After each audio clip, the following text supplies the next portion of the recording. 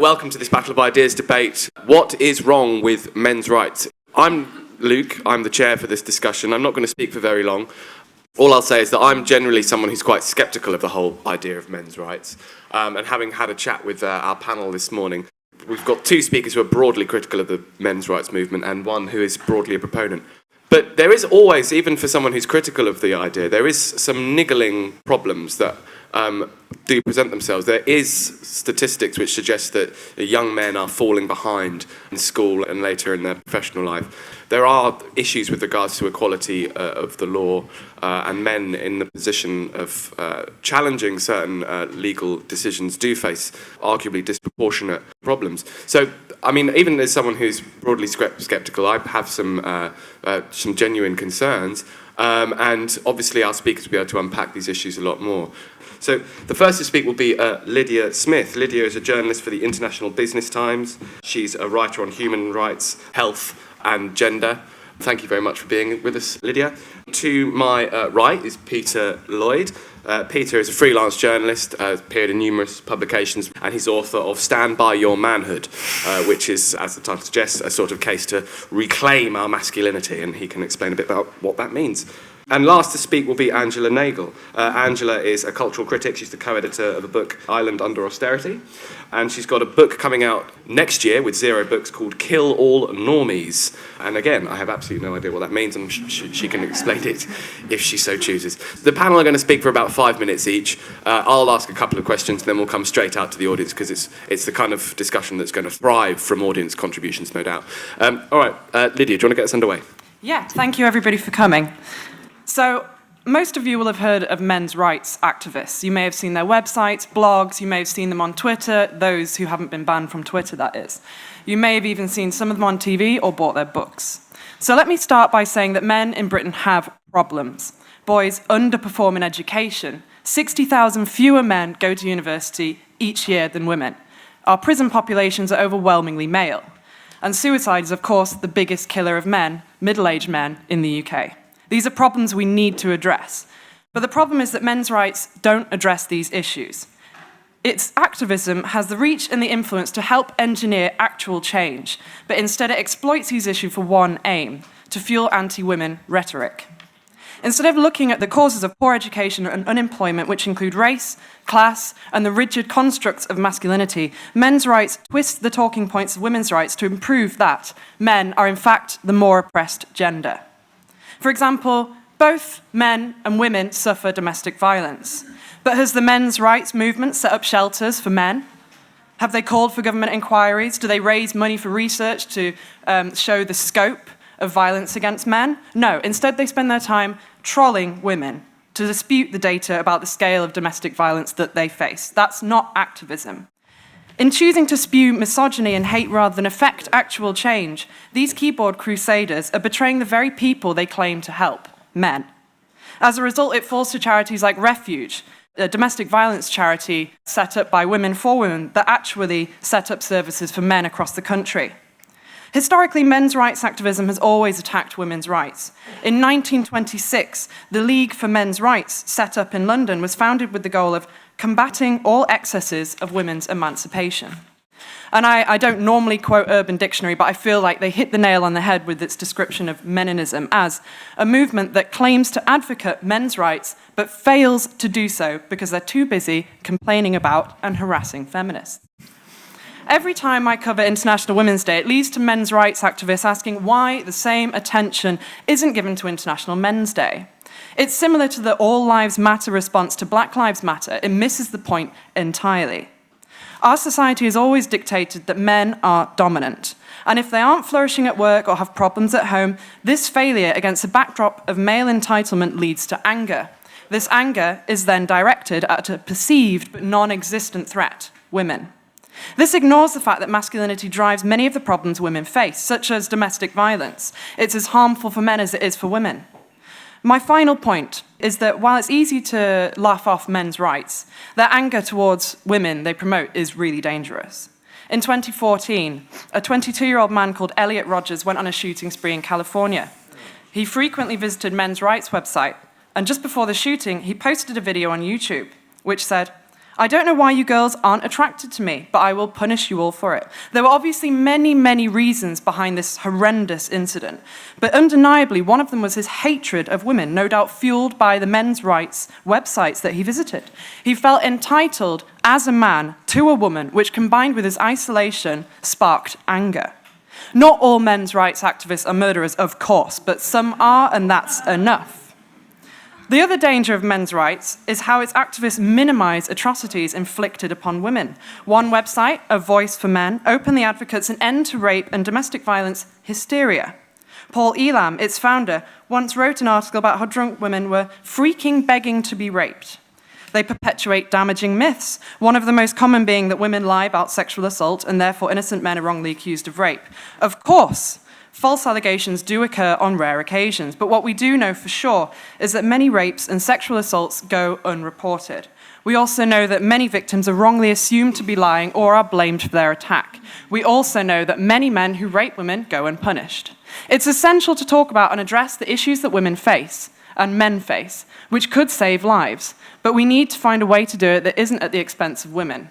And in its peddling of hatred towards women and its absence of solutions to the problems that men face, its activism lets everybody down, including men. Great.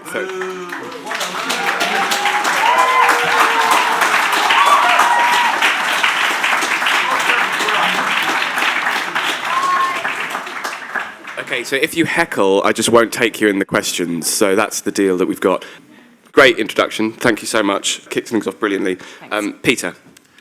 Wow. Well, thank you for that warm introduction. It's interesting. As part of my preparation for this, I was speaking to Queen Camille Parlier last night at the bar, and I had a revelation. I realised that not only is Camille one of the world's greatest thinkers, she's also one of the world's greatest drinkers. And so if I'm a bit green around the gills today, please accept my apologies. But the important thing was that she totally gets it. She gets the men's rights movement, which is interesting because a lot of people don't. If you speak to many feminists, you will hear a familiar mantra that men are privileged, always have been, always will be, and that women are victims, always have been, always will be. But the data, which is empirical and impartial, paints a very different, inconvenient picture. We pay the most taxes, we get the least state support, we've become an educational underclass, and we have a record high suicide rate. We're also more likely to be homeless, attacked, jailed, drafted, denied parental rights, and shafted by divorce courts. And on top of that, as if that wasn't enough fun, we also die years earlier than we need to because of the life expectancy gap, which has grown 90% in 100 years. And that's not because men don't go to the doctors, but because the NHS spend millions and millions and millions of pounds on women's healthcare, which is great, but they don't spend hardly anything on men's healthcare, which is surely not equal. Despite all this, there is fierce, sometimes violent resistance to the suggestion of a men's minister or marking International Men's Day in Parliament. We saw this with Philip Davies, MP, recently.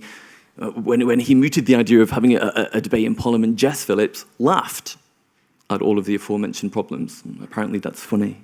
And so this is precisely why we need meninism, or, as I prefer, being a suffragent.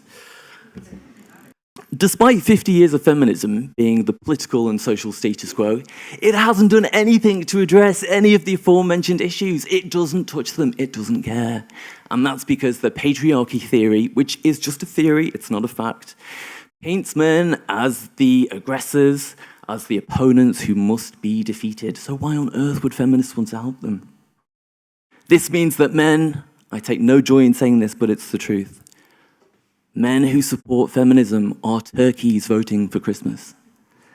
Now look, this doesn't mean that the men's movement is misogynistic, as Lydia suggested it is. As many people suggested it, it's very easy to go into forums, the dark corners of the internet, and quote mine and find vile comments from vile people, or conflate the actions of mentally ill people like Elliot Rodgers with people like me who that's largely sane. It's simply about men being active and trying to address some issues. One of my all-time favorite things about the men's movement, which a lot of people conveniently ignore, is that it's heavily populated with women. There are amazing women in the men's rights movement. Camille Parlier, Christina Hoff Sommers from the American Enterprise Institute, Cassie Jay, a film director, she's just made a film called The Red Pill. Erin Pizzey, you were talking about the domestic violence issues. Erin Pizzey was famously ousted by the feminist movement. She was given threats. She was forced to leave the country because she refused to uphold the dogma that only men are violent and all women are victims. So yes, we do need meninism, we do need men's rights, but men's rights doesn't need to be at the expense of women's rights. And all I would say is, you don't take my word for it. You can take Camille Parlier's word for it too. I like the idea that we could all just work together with like a slightly universalist approach than this divisive, gender-baiting propaganda that we hear all the time, which is quite clearly from the last 50 years, getting us nowhere. Thank you very much, Peter.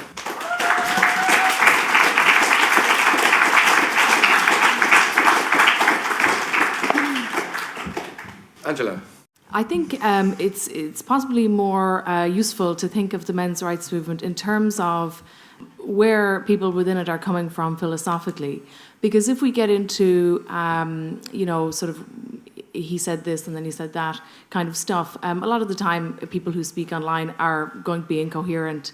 So I think thinking of it in terms of the broader kind of principles is useful. So for example, I'm a feminist, but I would absolutely unequivocally support every and all goals of the men's rights movement that seek equality before the law.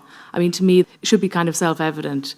For example, in the family courts, I don't see any reason why feminists or people who regard themselves as progressive on gender would not support the men's rights movement, particularly in the family courts, because of the fact that historically it was feminists who said, women are not exclusively, destined by biology or God to be the caretakers and to raise children. So it's completely incoherent of them to try to stop in some way fathers from actually trying to be part of the family. So I support all of that. I have absolutely no problem with that. Lydia mentioned the online stuff. Now, I've written about that a bit, but I accept that you have to make a distinction between the people who are making the very fair equality before the law arguments and those who are just kind of stalking people and harassing people and so on. The people who are behaving in that way, I think, should be more perhaps vocally condemned by those who are fair-minded within the men's rights movement. Because I don't accept that they're pro-free speech, for example, because they absolutely terrorize anyone who questions them. And I just don't think they're very progressive. One of the ways I think, elements within the men's rights movement are not progressive is that I feel they're actually mimicking the worst strands within feminism itself, because they're trying to get in on the kind of victim game.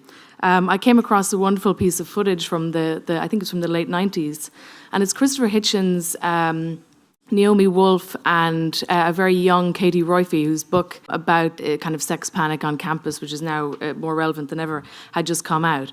And Christopher Hitchens said something that was kind of eerily prophetic, and it was this. This is the next thing that's going to happen. The infantilizing that we're talking about is going to happen. Men will say, well, if a woman can go to the dean because they've been felt up or whatever, I'm going to start doing it too. Everyone is going to start playing the victim. Men will want to share in the victimhood business, and it will be unstoppable and completely negative and very boring. And I think that's a really good description of a lot of what is happening. I was also reminded of something kind of seemingly unrelated, but it did pop into my head when I was preparing for this, which was one time years ago I was watching Question Time, and the discussion was about English national identity. And David Starkey was on the panel, and he said, I might not get this exactly right because I'm just working from memory, but it was something like this. Once we start having state-sponsored Morris dancing and all that kind of thing, we, the English, will be no better than the Irish and the Welsh. And the reason I thought of that was because I thought, in some weird way, once you start sort of, and I know we're doing this right now, but once men start sort of gathering around and talking about masculinity and talking about their feelings and, kind of essentially mimicking precisely what a feminist meeting is like, kind of the game is over in some way. Stoicism is kind of part of the package of masculinity. And I would also say it's actually a very positive trait of masculinity, which all the women I admire and all the women who made feminism happen were actually, embodying in some way. Not just stoicism, but all the other kind of masculine virtues, physical bravery, strength, all of the women I admire, Bernadette Devlin, Germaine Greer, that's the kind of spirit in which they actually brought about really positive changes for women. And I just think let's not leave those great masculine virtues just to the men. I think we should sort of raise everyone up by actually, making people stronger rather than expanding the kind of the very negative cult of victimhood that we see emerging, that I think is actually extremely negative for women, and I think it will also be very negative for men. Thank you very much.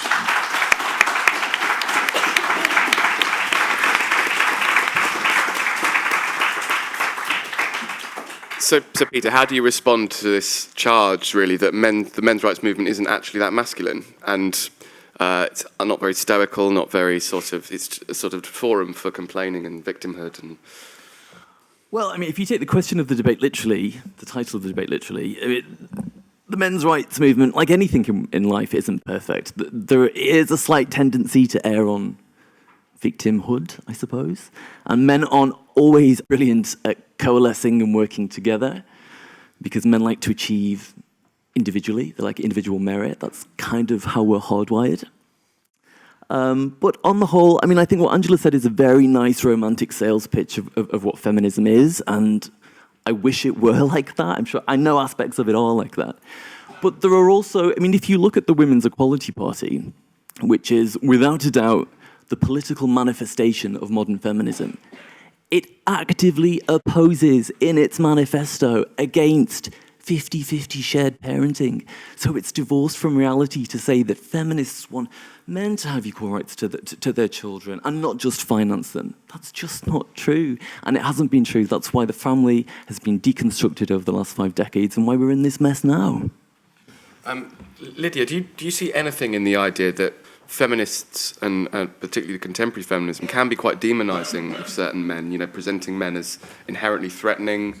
Often the narratives that they create around issues like domestic violence and rape can be... Do you see any problematic trends within that? Or? I'm sure there are. So within the feminism movement, there are certainly strands which, are inappropriate and say inappropriate things about men and women. But I think the problem we have is that we assume that feminism is one overarching sort of sphere. And actually, there are so many different subparts and that represents a very, very small minority of actual feminists who just want things like equal pay, they want, equal representation in politics. And actually, yeah, of course, as with any sort of human rights movement, you're going to get the few sort of strands but they don't represent the entire movement as a whole. But you're saying the exact opposite about the men's movement. What I'm saying about the men's movement is there are more men who are, a part of the men's movements, they're men's rights activists, who spend their time trolling women and attacking women than actually fighting for the issues that men do face. So, and it's unfortunate that these men, men's rights activists, they tar the entire movement.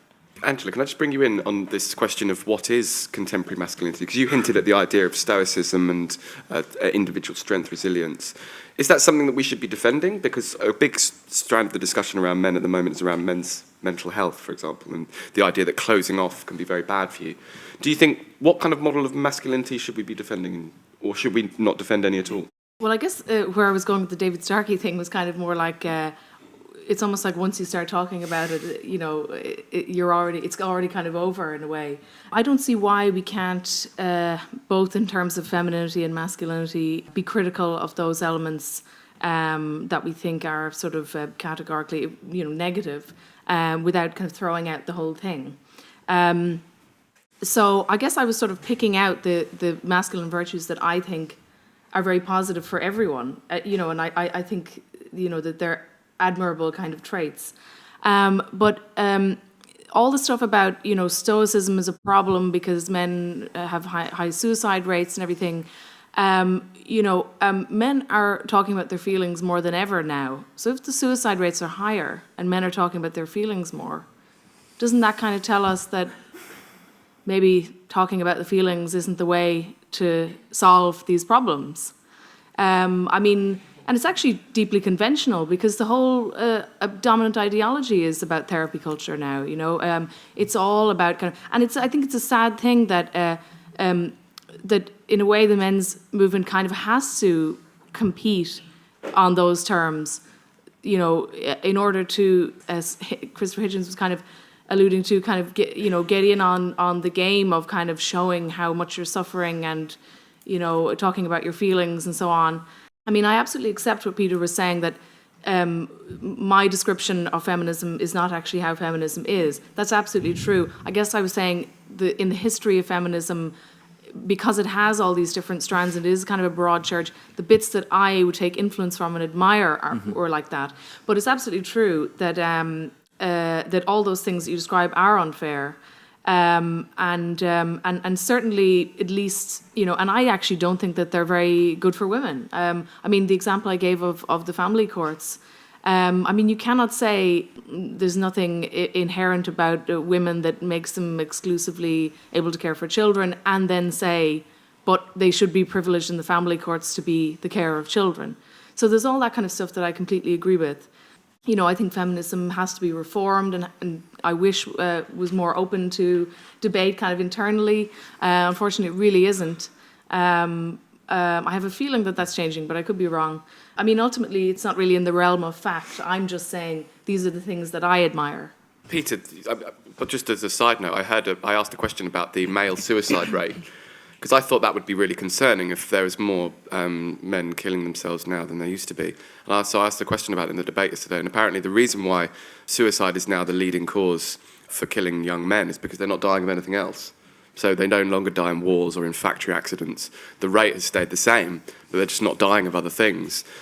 So you could also say that suicide is the leading cause of death for pregnant women. It's just that pregnancy care has got so much better, they're not dying during pregnancy. But the reason I raise that is that a lot of the reason why feminism gets a hard time is because they spin problematic statistics, and I'm on board with you with that a lot of what they say about really difficult, complex issues are reduced to misinformation. But aren't the men's rights activists frequently just as guilty of cultivating the sense of victimhood through misinformation and dodgy statistics, quite frankly? I'm sure there are examples of that. I'm not saying that the men's movement is flawless, but it has to be extra careful to substantiate data and fact check. And it's easier than ever to do that. If you look at the factual feminist, Christina Hoff Sommer does a fantastic YouTube series that I recommend you all see if you haven't already. She's an amazing woman. She's one of my political heroines. And she's wonderful. She takes a scalpel to all of these issues, and she unveils all of the lies and misinformation which have become folklore now, very, very lucrative folklore. And going back to the suicide rate, it always makes me laugh when people say, oh, if only men spoke about their feelings more, there'd be less suicide. Are you kidding me? If men speak about their feelings, they're mansplaining, or, they're being big babies, or, if they're ill, they've got man flu. Men cannot win. Well, I'm not sure that's true, because there is a massive explosion of awareness around men's health and men's mental health specifically.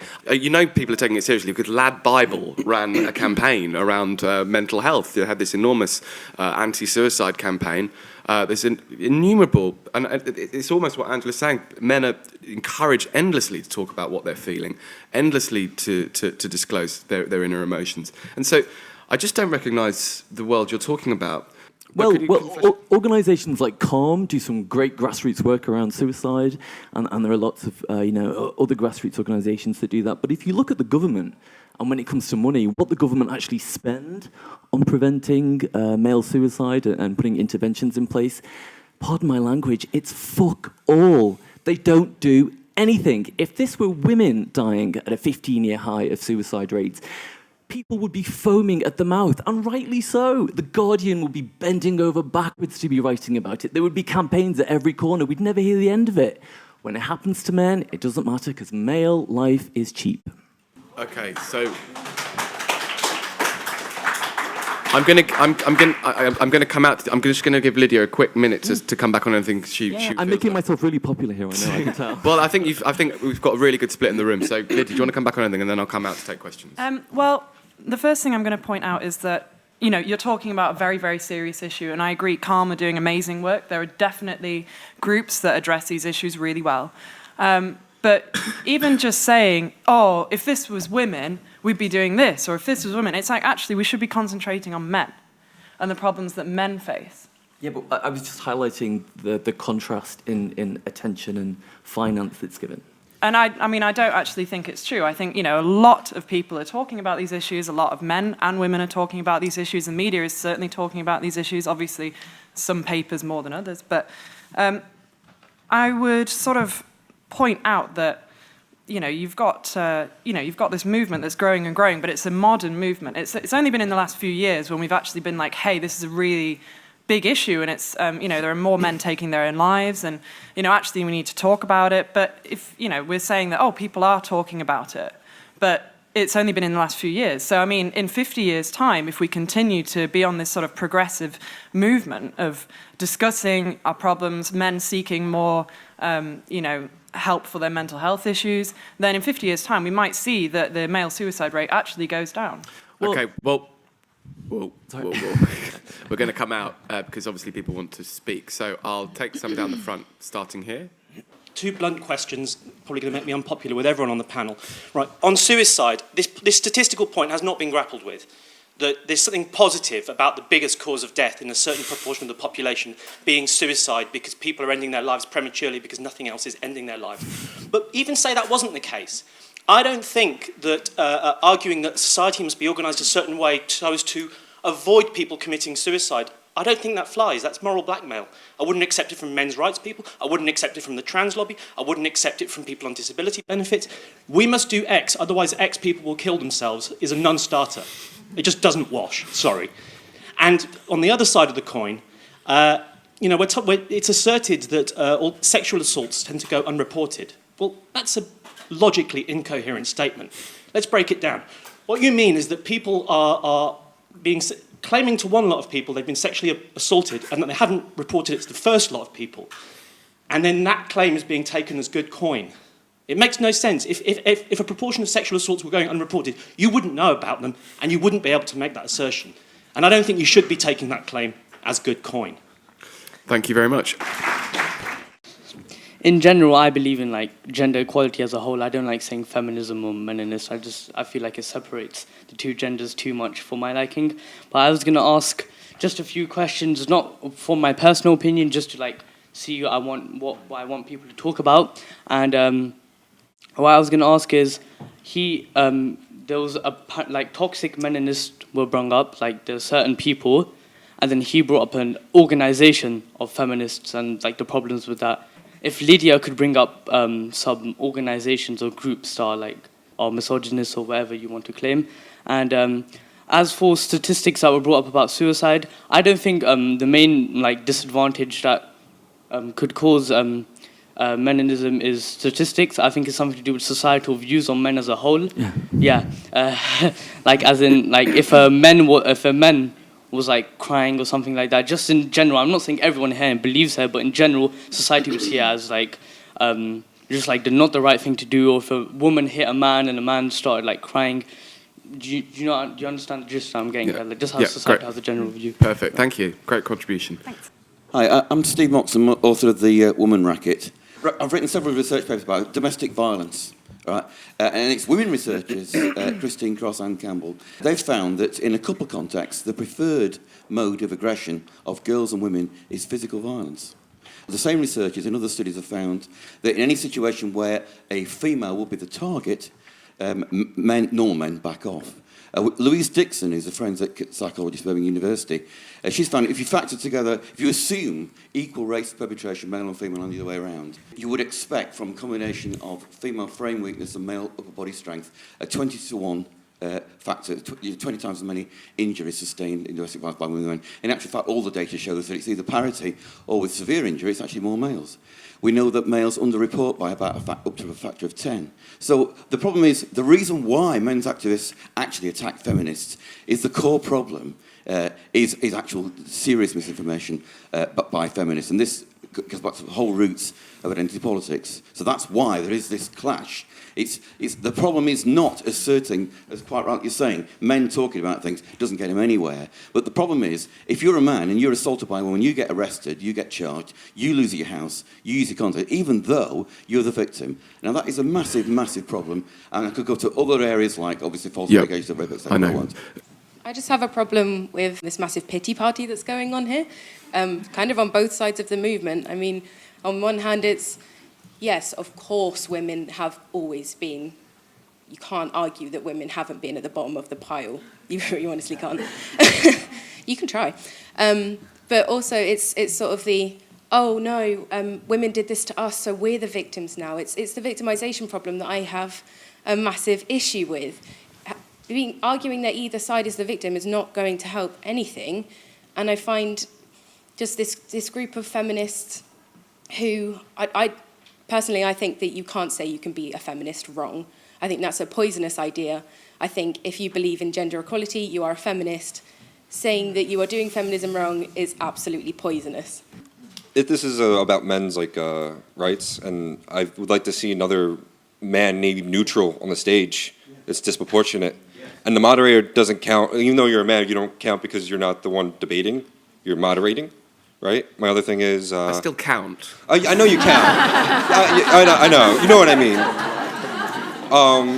I'm curious where Lydia got the... You guys were going back and forth saying some women are not not good in the movement, and then you say proportionately or kind of more men assert themselves or act poorly. How do you get that proportion? How do you come to that conclusion? That's from my personal experience. So it's from just the men's rights how you feel. activists that I've encountered online, spoken to, a lot of it has been quite aggressive and vicious and actually hasn't addressed, as I said, the issues and that we've talked about.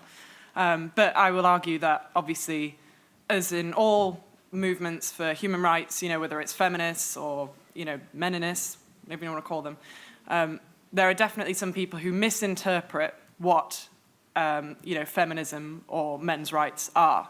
And so instead of... We're going to come back to the panel, but just... One last really quick thing. Why are the men center stage? Was that planned or the... We're just asserting our sort of phallic masculinity. I'm just curious. Was it labeled, or I just want to know? I don't think they wanted me to have an easy escape. I think that's what it was. I don't enjoy sitting next to him. I'm going to try and be as calm as I can because I don't want to come off as an angry feminist, but obviously if you made the same anger, that would be fine. But what I want to say is that when you're talking about suicide rates and all of this, the people that I've heard speak most about this have been feminists, not meninists, because the thing is that the problems that feminists are trying to diagnose in society and trying to change affect men as well as women. So when you're talking about men not being able to talk about their feelings, and when they do, they're called big babies, that's because when you're emotional, that's associated with being feminine, and that's a weakness, so that's a man being weak. When you're highlighting all of these things, you're not looking at the causation of where that's coming from. You're highlighting it and then saying, yeah, but that's just a random thing that has nothing to do with what feminists are talking about. I think what was highlighted that you kind of dismissed is that each time you've spoken about a problem that a man faces, you have to bring in feminists. And that's all I've ever heard from meninism and from men's rights activists. They can't talk about men's problems without talking about feminists on the other hand. What have meninists actually done to progress men's rights that feminists haven't tried? All I see is that men's rights activists are trying to be angry at feminists. I don't know who they're angry at or why. They're trying to stand in the way of feminism, who are trying to progress problems that affect both genders because they don't like femme being on the front of feminism. Great, thank you. I'm going to come...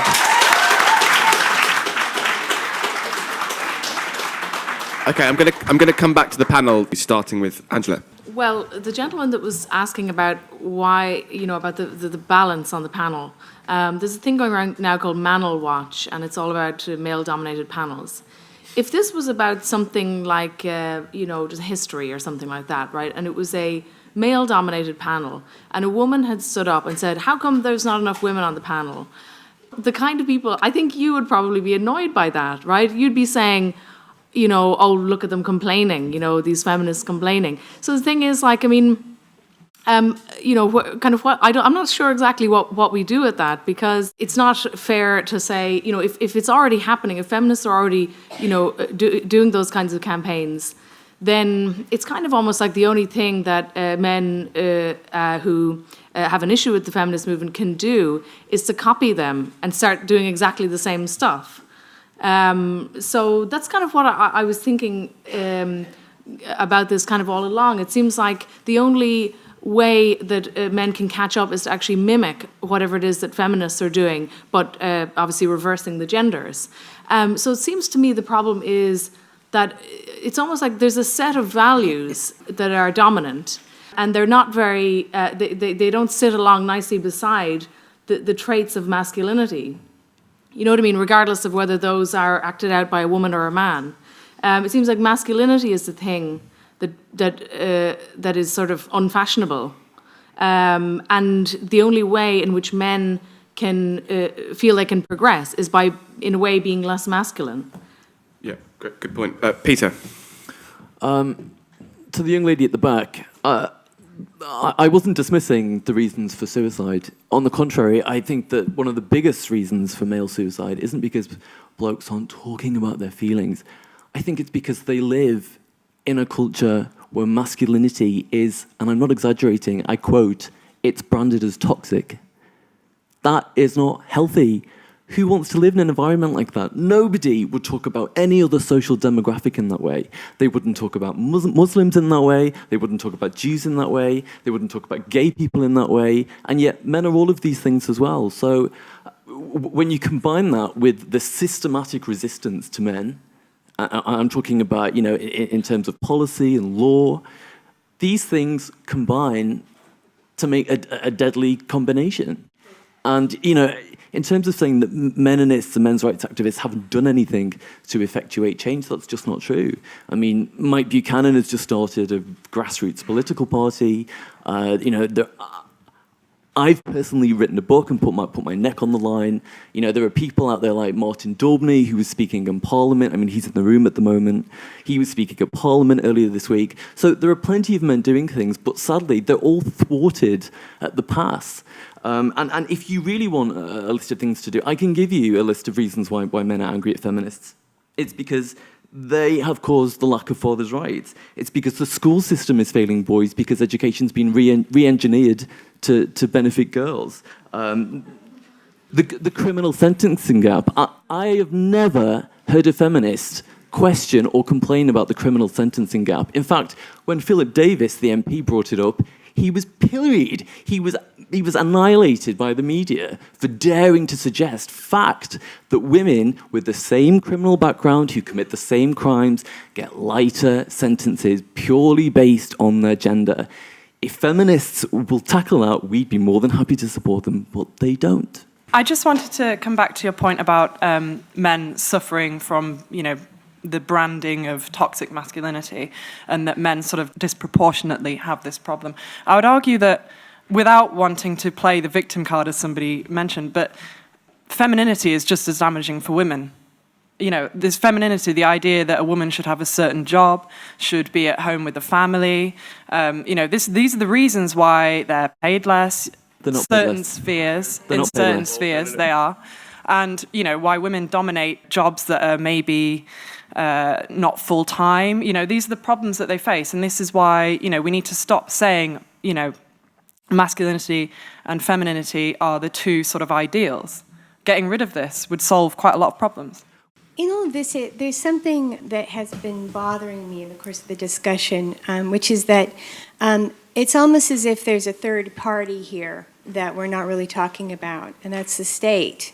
And the thing that that bothers me is that, I mean, I am a defender of men, and I'm a defender of masculinity, but there's something about men's rights that seems to, just the concept of rights, that seems to almost degrade that, because men have been the personification of personhood, human personhood, of robust personhood.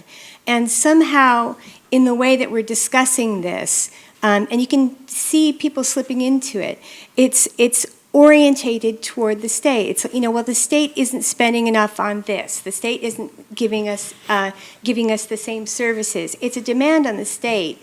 And I think that, you know, if we want a robust personhood for both men and women, we really need to have a different starting point and not be oriented toward the state in the way that it's being posed. Great, thank you.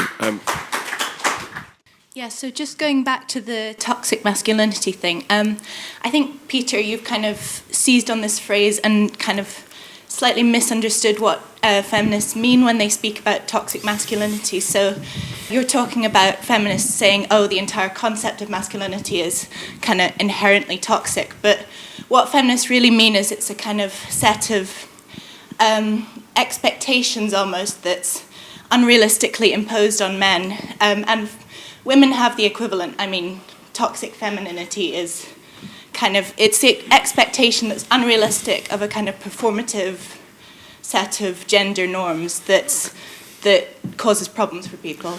I just wanted to hit really quickly at the kind of cultural origins of this. I mean, I wonder if the men's activist movement is kind of I suppose, a backlash against the sense that women have kind of increasingly entered male spheres. So, you know, there used to be clear separation where, you know, men were in the workplace, women were at home, and, you know, they had respective leadership positions in their, you know, realm of life. And so I think, you know, part of this seems to be that basically women have been able to enter every traditionally male sphere, increasingly so the workplace and the family, you know, women can now, you know, have jobs and have kids and everything at the same time. But it seems almost like men are saying, well, then the equivalent should happen for men. So I can kind of see how it's a bit ironic that, you know, feminism, which is dominated by women, says we've now also taken over the realm of fighting for men's rights, because it seems like, you know, that would be the one domain, if no other, that men would be able to, you know, have the dominant say in. So I can see how, you know, basically the view that was said in the end seems a bit ironic, and I think that's kind of what's, you know, come through in all of your viewpoints. Great point. Thank you. I just wanted to say one quick point about, it seems like there's two kinds of gender politics that you can see in both men's rights activism and feminism. It seems like there's oppression politics, which is about saying one gender or society as a whole is completely screwing over the other, and it needs to stop. And then there's equality politics, which says both genders should be treated equally. And they often get confused with each other. I think if you want an oppression politics, you necessarily can't treat men and women equally. Because if one gender really is screwing over the other, then the issues that face the other are just not as important. They're trivial in comparison. So if in the modern West, you know, if we're not talking about Iran, if we're talking about England, if you want an equality-based gender politics, you have to get rid of oppression narratives like patriarchy or whatever the equivalent is in men's rights, or else you can't treat men and women equally if you have an oppression narrative in your gender politics. Thank you. I've never been in a meeting, actually, where I've heard so many people say it's not fair. And I feel from both sides, and I would like to ask, in a sense, who are you appealing to? So when you're saying it's not fair, it feels like a child. My children say to me, Mummy, it's not fair. He had more cake than I did. And who are you appealing to in your it's not fair mantra? Thank you. I'd just like to say about the male suicide rate thing that women are actually more likely to attempt suicide. The techniques women use are a lot less efficient because women are more likely to use things like antidepressants to overdose on, which they don't realise that might be weaker. Hello. First, I'd like to congratulate the girl just there for mentioning that women attempt suicide more than men, 1.33 times as often. She is correct in the sense that men choose much more lethal methods. Not to stereotype, but the average female suicide attempt is to take a handful of pills, a bottle of wine, and cry herself to sleep, whereas a bloke will think, I'm going to kill myself, there's 6 foot rope, there's a tree, bye-bye. Men are very much more determined, so that's one aspect. What I wanted to bring up is we are talking about how men's inability to open up is a problem that's influencing the suicide rate, which is actually disproven by the fact that women attempt it more, but also that when men do try to reach out and express themselves, they're shot down. Eva Wiseman wrote this piece last Halloween or the Halloween before, is there anything worse than a man who cries? And the whole article was a giant shit on men who try to open up, and she mocked men for coming out and looking for help.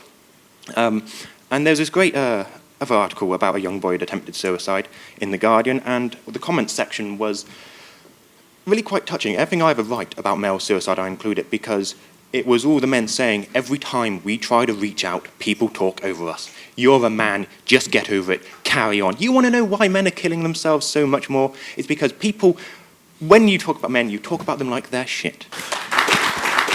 You mentioned, I think Peter was your name, you mentioned that that the law system is rigged against men, that men tend to get longer sentences for the same crime. But when you look at the judicial system, it's dominated by men. So I'm who are you complaining at? Because it's not, even if you do believe that feminists aren't fighting for your rights, we don't have the power to even influence the law system. So if you want to... You do. Okay, quickly. So if you want to complain about the law system, you need to look within yourselves. You need to look at other men, because it's men that dominate the law system anyway. So. Okay, thank you.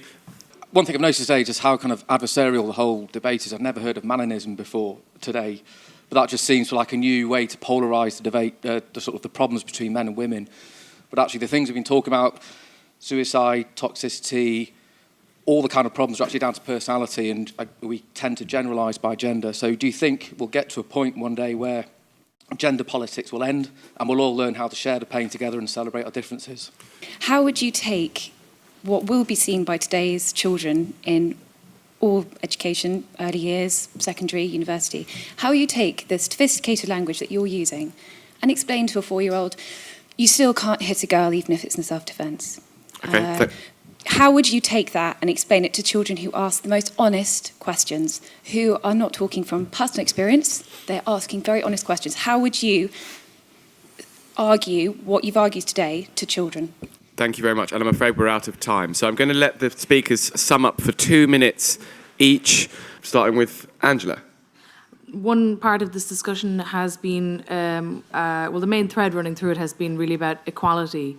But we have to distinguish between equality of opportunity and equality of outcome, because a lot of the time those two things simply can't go together, because if you want to achieve equality of outcome for one group, it normally means discriminating against the more dominant group in order to achieve that. Feminism and as well men's rights have to be clear about whether they're looking for equality of opportunity or equality of outcome. I entirely support all attempts to create equality of opportunity. Once you get into equality of outcome, it gets an awful lot more messy. I just wonder if the only way biological men, can actually achieve equality is by ceasing to be masculine, because it seems like the real war is not on men per se, it's on masculinity.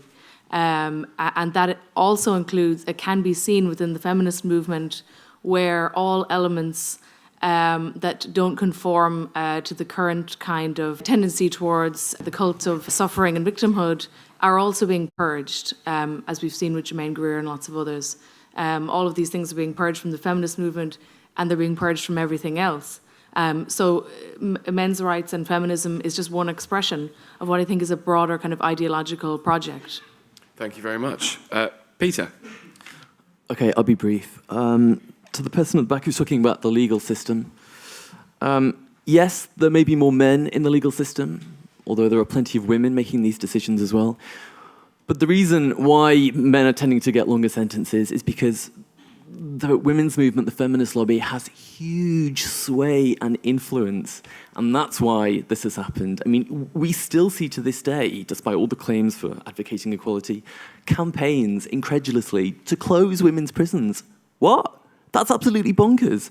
But it's, of course, men in the legal system are to blame as well, because they're being chivalrous with their equality. They're saying, and I get it, there's a natural tendency to be protective of women and perhaps be gentlemanly about these things. But I think we're at an age now where chivalry and politics shouldn't coexist. in terms of gender politics, I would love in the future for there to be no feminism and no meninism. It would be really wonderful if we could just all get together, at the risk of sounding like John Lennon, and sort these things out. But unfortunately, it's too lucrative. It's financially and politically lucrative for the women's movement. And that's why the whole domestic violence industry, as Erin Pizzey will tell you, she's in my book, I quote her, I quote Camille Paglia in the book, it's a lucrative system, and it's been, it's become a cash cow. And in 30 seconds, what would I tell a child about not hitting people? I don't know, I'd probably say not to hit anyone, ideally. But I always come back to the same thing. Women are equally capable, of course, but they're also equally culpable. So let's hold everyone to the same standards, I guess. Lydia. When we talk about equal rights, we're really talking about sort of equalizing where issues aren't equal. Let's make it simple. So, when you're saying, feminism sort of exists only as a, to make money, or as a sort of movement that doesn't actually have any influence. I mean, I completely disagree. I mean, in the last 100 years, we've gained the right to vote. We now, there are more women in politics. There aren't enough, and it's not equal, but there are more, and that's a start. But the problem is, feminism and men's rights activism, both of them, they definitely have a space in today's society, and they're definitely necessary. So, feminism, as somebody brought up back there, that it addresses both issues for men and women. And men's rights, it definitely has its place, as long as it's actually, advocating men's rights and dealing with issues that men have to deal with, or that it disproportionately affect men. But the problem is that people misunderstand what those two movements are. And, then you get these you get the trolls, you get the, people attacking each other online. And that actually shouldn't really be what either feminism or men's rights activism is about. It should be about, addressing problems that we have. But unfortunately, they exist. It's definitely, we have feminism and the men's rights activism movement. They should be positives, but unfortunately, there are definitely negatives that infiltrate. And I've seen that more in men's rights activism. Thank you very much. Can we thank our panel?